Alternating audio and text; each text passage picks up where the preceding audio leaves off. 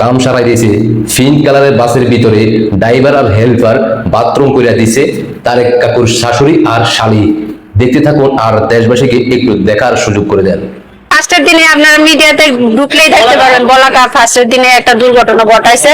তো ওইরকম প্রতিদিন এই চাপটা দিতে থাকে। এই দুতলা গাছ কি মহিলা মানুষের দ্বারা সম্ভব?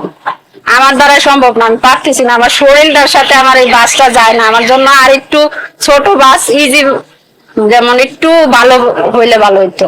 এই যে ফ্যান আছে, ওই ফ্যানে তো মনে করেন ওই ফ্যানের বাতাস ওই জানলা দিয়ে বাইরে হয়ে যায়, আমার গা পর্যন্ত আসে না। অনেক চ্যালেঞ্জের কোনো শেষ নাই। সবাই বলে যে পাইলট, সবাই বলে যে কি জানো মেট্রো রেল, সবাই বলে যে অনেক কিছুর সাথে তুলনা করে, কিন্তু অনেক কিছুর সাথে বাস আর অনেক কিছু এক হয় না। বাস হলো হাজারটা গাড়ির সাথে যুদ্ধ করতে হয়, তাহলে ওটা তো হয় না। পাইলটেই বিমান বাহিনী। আশ্রম হলে আমরা এর লাস্ট স্টপেজ হলো মতিঝিল আর হলো আব্দুল্লাহপুর, তাছাড়া কোনো লাস্ট স্টপেজ নাই। এর ভিতরে আমরা গাড়ি রাস্তায় কোথাও রাখতে পারি না, এখানে কোথাও আমরা আশ্রমে যেতে পারি না।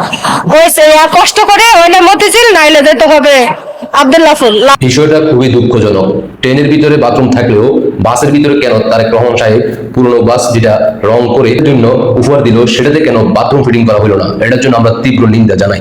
এদিকে তারেক কাকুর শাশুড়ি আর শালী যিনি বলছিল তিনি গর্বিত, এখন তাকে খুঁজে পাওয়া যাচ্ছে না।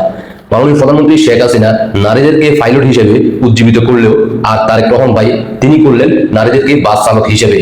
শেখ হাসিনার স্কুল বাস উপহার দেওয়া সেই বাস যখন পাবলিক মহিলা বাস বানিয়ে দেওয়া হয় পুরনো বাসকে রং করে, সেখানে বা আর কি বা আশা করা যায়? আশা করি বুঝতে পারছেন তারেক ভাইয়ের আই হ্যাভ এ প্ল্যানের অংশ হিসেবে ঢাকার রাজধানীতে বিভিন্ন জন মত প্রকাশ করলেন যে কোনো মুহূর্তে দুর্ঘটনা ঘটতে পারে। আশা করি বুঝতে পারছেন আপনাদের শরীরের শক্তি সবকিছু ক্ষয় হয়ে গেছে। তারেক কাকুকে সার্ভিস দিবে এবার কিভাবে?